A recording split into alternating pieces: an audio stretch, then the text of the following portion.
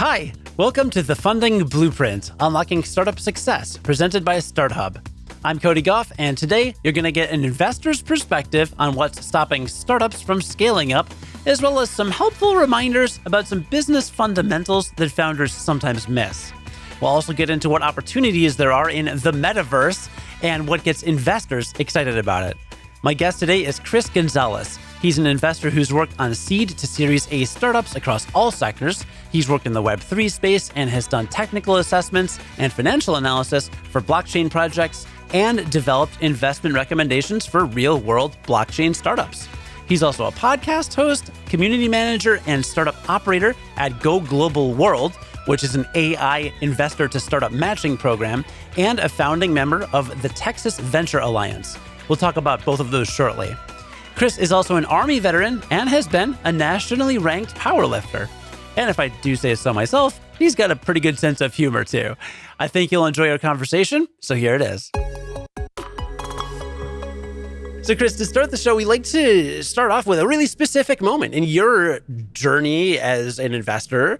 Can you share a specific impactful moment that stands out when you were talking with a company, maybe a startup was pitching you, and you just said, wow, I really need to work with this company? And what was it that made that so special? Yeah, absolutely. I won't just go with one, I'll go with two, but I'll start with one of the most recent ones that I did. And a lot of people kind of misunderstand what the metaverse is. And guys, I'm not going to get into the specifics because a lot of people on here think that Web3 is some fictitious concept, guys. It's the future of the internet. And in 5 years, we will not be having this abstract conversation because we're already going to be using it, if you haven't already. So that's the concept. There's a startup called Causeverse, which I love to death. I love the team. You know, they got a female founder. They have an Army veteran as a co-founder, probably why they're doing so well. But the thing that confuses people about the metaverse is that people look at it as like this holographic type of realm that you go in and everything's just set. But now we're starting to see the emergence of SEO, search engine optimization based reality, which means as your needs and wants change and consumer insights change, then the reality changes around you. And let me tell you, I got a lot done in there. Like as the world's changing around, I bought my favorite book. I hopped on Zoom within the metaverse. I went to a concert. I said, I don't want to do a concert anymore. Can we do a sporting event? We had a team meeting. We hopped on Loom within the metaverse. It's just a lot of moving pieces. And what I think a lot of people get wrong is that they don't change. Now, keep in mind, guys, I'm not an engineer, but I've been in a lot of metaverse startups and they don't change as your insights change. So I really love what Causeverse is doing. So for them, it was the innovative product that they were presenting. And how about the business plan? I mean, how are they going to make money near term or long term? Yeah, so they have quite amount of partnerships and B2B and B2B2C types of platforms. There's just a lot of moving pieces. So for example, one of their partnerships is with a pretty large church where, you know, like if we ever run into COVID-21 where people have to go online, people want a more immersive experience. And then on top of that, they have another revenue stream, which is just e-commerce. So I could have shopped any book that I wanted to. I could have shopped any material that I wanted to. You can probably do some form of Amazon drop shipping in there. You know, they're just kind of unloading everything. And then ticket revenue, like from sporting events and all this other stuff, like with the emergence of esports and all that other stuff. Like we're not going to pretend that the NFL's market share isn't getting taken away from XR, VR, or anything like that. So honestly, yeah, I mean, I probably only covered like 3 of them, but that's still in development. That's powerful stuff. Yeah. Well, but what's the total addressable market with the metaverse? Is adoption actually to the point where like they can start making money off of this, you know, even after investing so much in the technology and the programming and development? Well, yes. And to answer your total addressable market one, that gets higher every single day. So I'm not going to put a whole number up here and get roasted by my colleagues. But what I will say is that when you put the market map together, when you look at the market map, you see a lot of them bleed into each other. Infrastructure, e-commerce, payments, all this other stuff. But the startups that are succeeding are the ones that can make all these different elements of the metaverse blend together. And after doing a lot of competitive analysis, the people that can do that the most seamlessly, you know, seem to be a little bit more better off in that case. Are you seeing a lot of metaverse pitches right now? Is there an uptick? Is it harder or easier as a startup founder to get taken seriously as a metaverse product these days? Well, I would say you would have to have like your key differentiating factor because now you've even got the biggest people on the market map, Meta, dropping their Quest 3 and stuff like that. And my colleagues over at Decasonic in Chicago, they're just having a ball in the office. Like it looks so realistic. It looked like that they're just sitting there on the couch and like all that stuff had all those integrations as well. So I guess to be taken seriously, like the less I feel that I'm in a Web3 area, the more closer to reality, because people forget, right? Augmented reality, that's what AR actually stands for. Of course, when the metaverse first came out, it all looked kind of cartoonish as well. But I would say with more integrations of various parts of the market map and more potential for revenue streams. Interesting. Now, you've got a lot of different projects going on and you've worked with a lot of different startups. So is there a specific tactic that you see founders overlook when they're pitching you or presenting their idea? Something that you're like, man, I wish they would just tell me this every time, and you're just not quite getting it from them?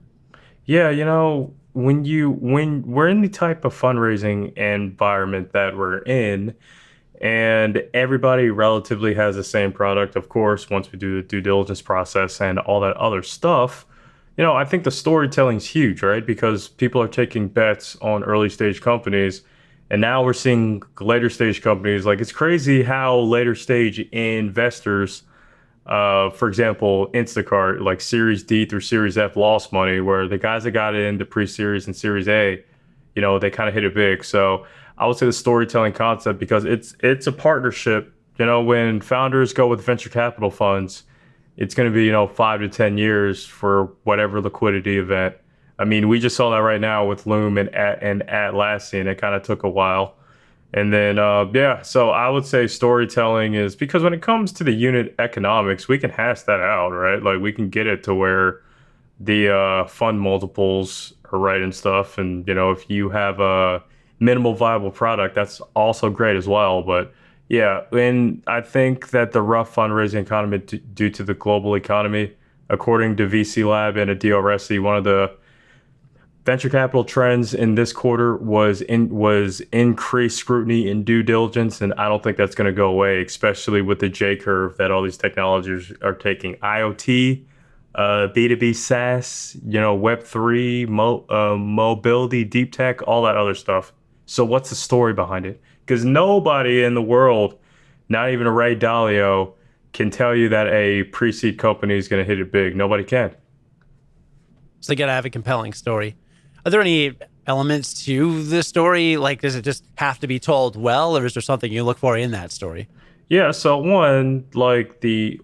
enthusiasm's a big thing, right? How can you not believe in your product? Because when things get tough, then it's just going to go down the drain. Two, I would say, how does your irrelevant expertise feed into your product? Like, for example, one of the investments that I helped with 3X Capital, Web3 Venture Capital, was A Ghana, and they had a star-studded team, but they all believed in their project. And not to go too much into a tangent here, but one of the biggest markets to explore is the hybrid economy and gaming, and that's all of our favorite Web2 games converted to Web3. Us as humans think that happens automatically. But no, they're creating, and I'm not even going to get into the fancy Web3 terms, they're creating an open, innovative ecosystem for that to happen. And they are so sold on their mission because they think this is getting overlooked and all this other stuff.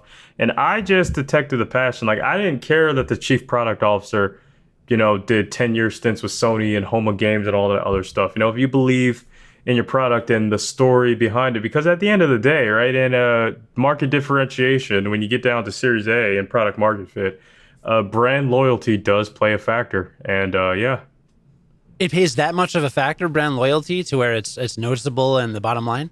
Yeah, because here's the thing. So you're always going to have a competitor, right? There's not any technologies out there that I'm aware of that you're just going to be the pioneer. And like gaming's an example, what makes your games different than somebody else's? Okay, yeah, we can get into the nuances like the daily active users and the revenues per quarter, and if you're in Web3, TVL, and all that other stuff. But that doesn't, the customers don't necessarily care about that now, do they? Yeah, I get that. I have a little bit of experience with that. I played Gods Unchained, which is on the immutable blockchain. Immutable, yeah, that's actually one of the competitors of Agana. Did a competitive that mythical games, Elixir, all that other stuff. Yeah, and when you say transition of Web 2 to Web 3, I know you don't want to get too in the weeds, but No, so I can talk about it all day, and I can dumb it down for the audience if you want me to. I just don't want to go down that rabbit hole. But if you want to have a field day, then the field day starts now. So what's up? If I'm guessing correctly, because I've actually spoken with someone at 3x Capital before, the way he kind of described it is Web 2 to Web 3 is about ownership. So you own your assets, like basically within the game on a blockchain or on MetaMask or something like that. And that's really where the shift is, right? You're not like buying a costume in Fortnite that you just pay the developer for and it sits in their bank account. You're buying something that you can then resell later, and it really is something that you can move around, right? Okay, so can we talk about the building blocks of Web3? Because it does feed into it, decentralization. Yeah. But I don't have my bag of Legos here, but this is so simple, guys. I do not want you guys to think, because here's the thing. People believe in all these other things like pyramid schemes and the Dallas Cowboys winning a Super Bowl this year. So guys, come on, believe in the future of technology. So what makes Web3, you're laughing, but after that beatdown that it took by the 49ers, I don't think people are on board anymore. And I live in Texas, so I'm seeing this reality right now.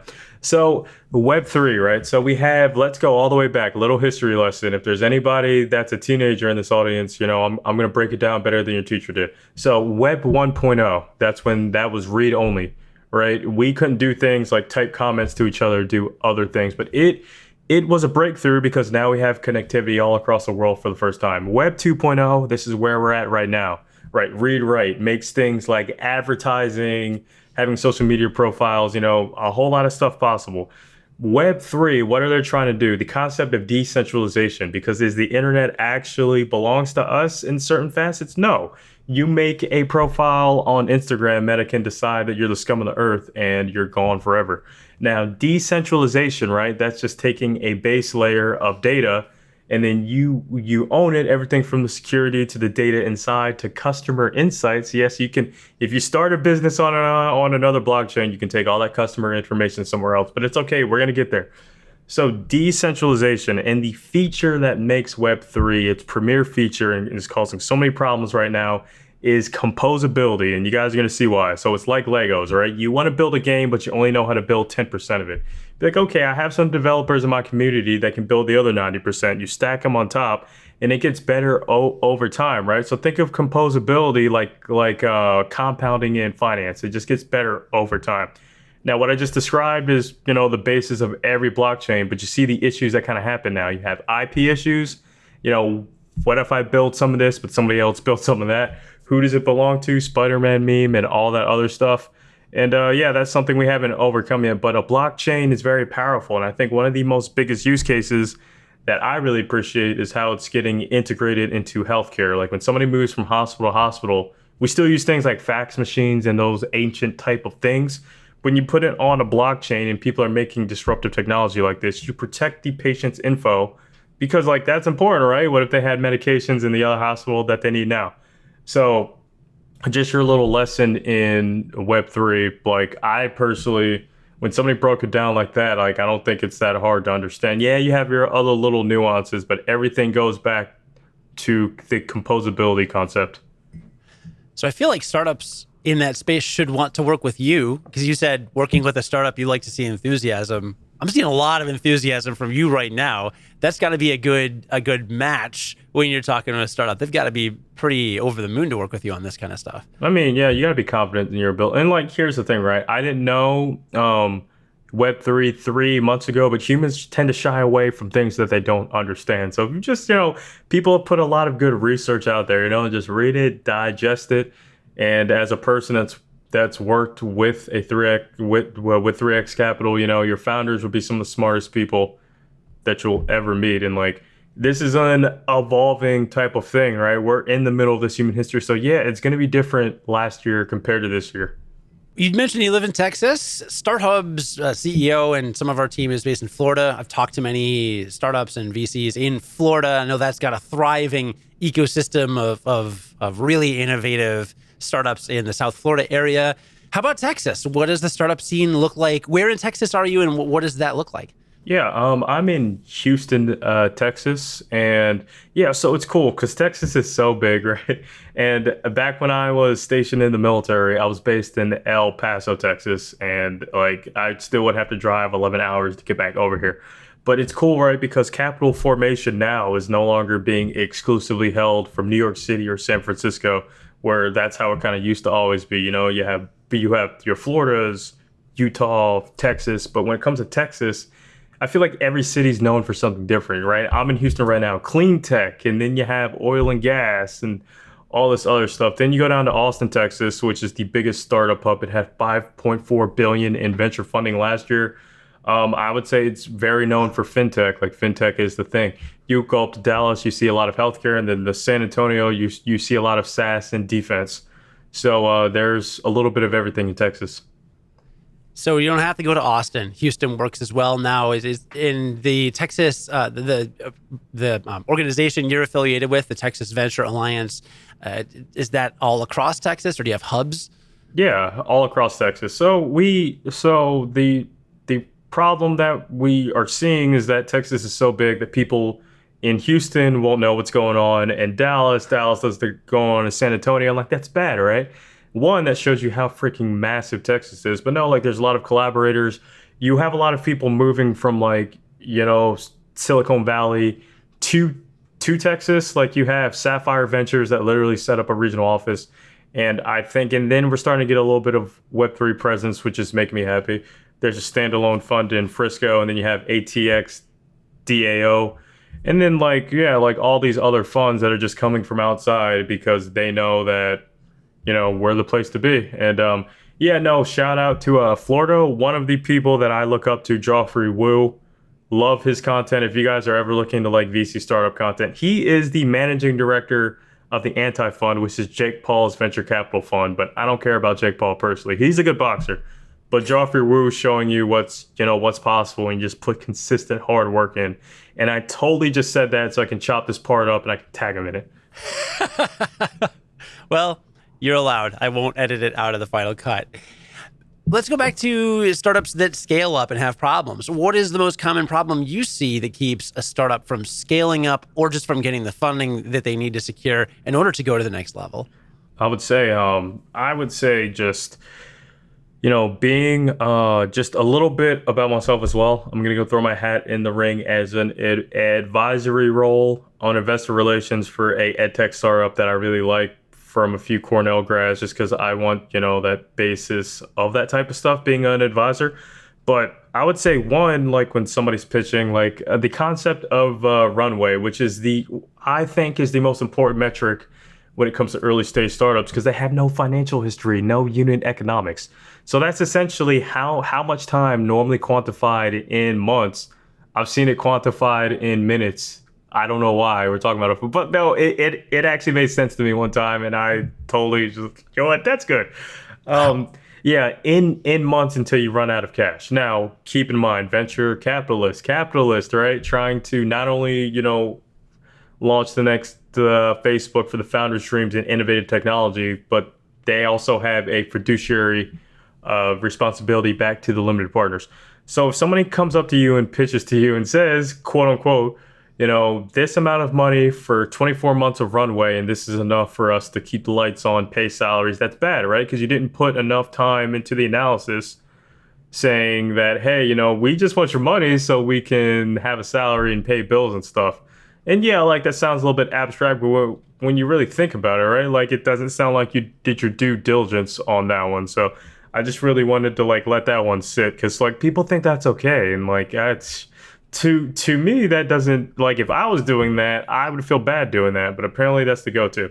And I think secondly would be go-to-market strategy and distribution, right? You can only go as far as your distribution channels, right? And as you increasing revenue, you would want to keep, getting more market share and expanding markets and stuff like that. I'm not talking about go international as a pre-seed, but you should always be improving the area around you and stuff like that, because you can only go as far as your distribution channels, GTM and distribution channels. And any of the big people will tell you that, like Corey Engels or Jeremy Barr or anybody like that. But some people just like to stay stagnant for, a year or some point, and then they run out of runway because they didn't distribute. So you're saying go-to-market strategy, distribution, really fundamental to it, but also when asking for money, tell the investor, here's how I'm going to use that money and grow this business and actually increase our output versus just like, we're going to go under if you don't give us $5 million.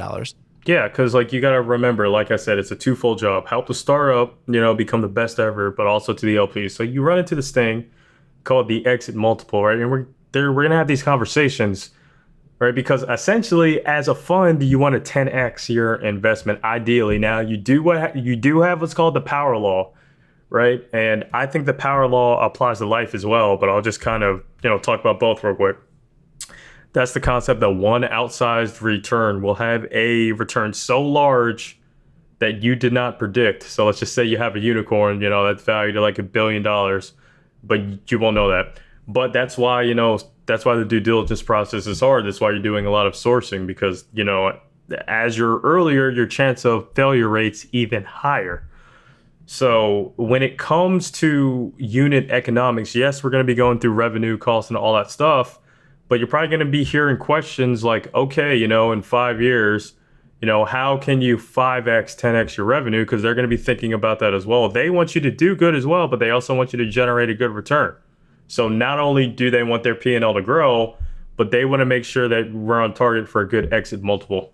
So just to kind of quantify what an exit multiple is, a $5 million company, sells for 50 million, that's a 10x multiple. Very basic example, but people confuse that. That's what it is.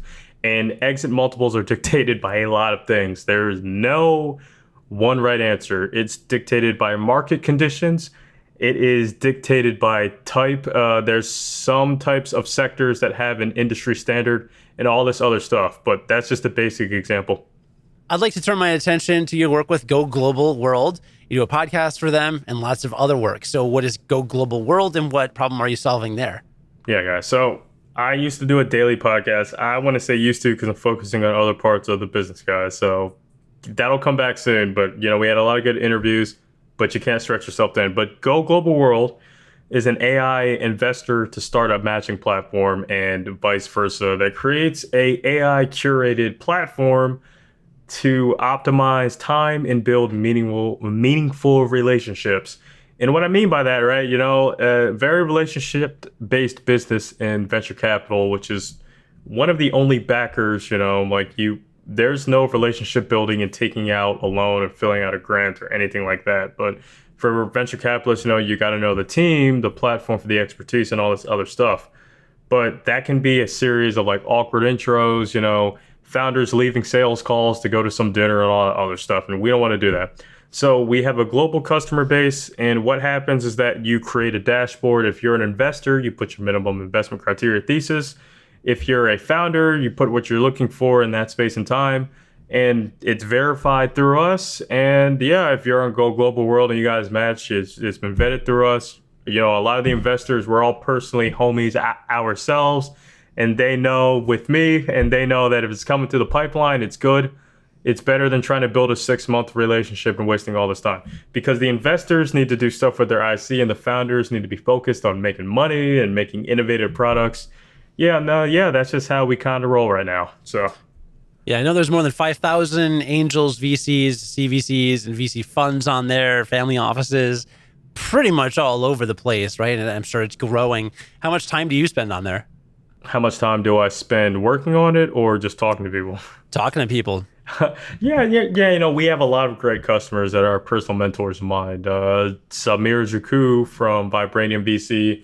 We have Bill Riker from Pegasus Tech. And not even all these big names, the emerging funds as well, which I think that's important, right? When you're an emerging fund, you want to get quality deal flow because fund one if you mess up fund one, all right, you're kind of barred from the industry. So that's what we want to help people with. So yeah, I mean, I'm taking my stab at like a sales role so we can kind of like build that stuff out. I can build a sales team. I watched a lot of Alex Hormozy and I'm like inspired now. I'm going to crush this. We have a lot of leads, just that we haven't built out the customer success team to kind of do that. But it's okay though. That just shows that people want our product. Yeah. And that is always a good sign. Well, people can participate in Go Global World at goglobal.world. So check that out, or app.goglobal.world. Both websites seem to work. Yeah, and if you guys follow us on LinkedIn, every Friday, for the most part, we do free virtual pitch events. So if you want to get in front of a panel of VCs for free, come on through. Awesome. All right, and Chris, you are very active on social media, TikTok. Where do you tell people to find you if they want more of your startup wisdom and humor? Yeah, I mean, I'm mostly the three I kind of stick with is LinkedIn, TikTok, and Twitter. Cool. LinkedIn, TikTok, Twitter. I'll put links to those in the description of today's episode. And if a person's listening to this podcast, they're thinking about launching a startup, or they've got an idea, maybe they've even started to do work on it, what's the number one piece of advice you have for them? I would say, right, it's never too late to grow up. It's never too late to have an idea of what you want to do. So when I was in the military, I thought I was going to get out and be a software engineer or management consultant. I was worried about, making a lot of money. My relationship with God was not the best, because when you let those worldly things just kind of, take over you, you're not the same person anymore. So I would say just find a concrete why, know that your hard work's going to be rewarded somehow. And yeah, you don't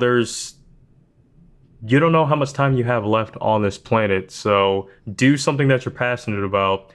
And if you're hanging out with friends that are kind of getting in the way, then that's good for you, right? Because now you know who your friends aren't. So that's what I'm just going to say, full sended. Like, I don't even know how long I'm going to be in this industry myself, but I just want to keep working hard. Yeah.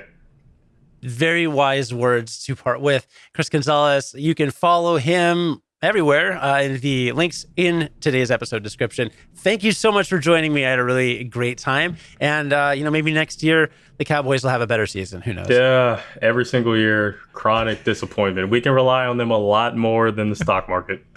I mean, I'm in the Chicago area, and I don't know if you know much about how the Bears... You do. You do know how the Bears have been. So not a lot to root for there. But yes, thanks again so much. And I don't have an end. That was just kind of it. Thanks so much for joining me, Chris. Really appreciate it. Peace, guys. That's all for today's episode. As always, there are a ton of really helpful resources in the description of today's episode. So however you're consuming it, Apple Podcasts, YouTube, Spotify, whatever, just check the description to find some links, including a link to work with our amazing audio video editor, Sean Patel. If you are looking for exceptional audio production or audio video editing work, get in touch with Sean at seanpatel.com. The Funding Blueprint, Unlocking Startup Success, is produced by me, Cody Goff, and you can get in touch with me at cody@academicpodcasts.com if you ever want to talk podcasting or really anything else. Thank you so much for joining us, and we'll talk to you again next week.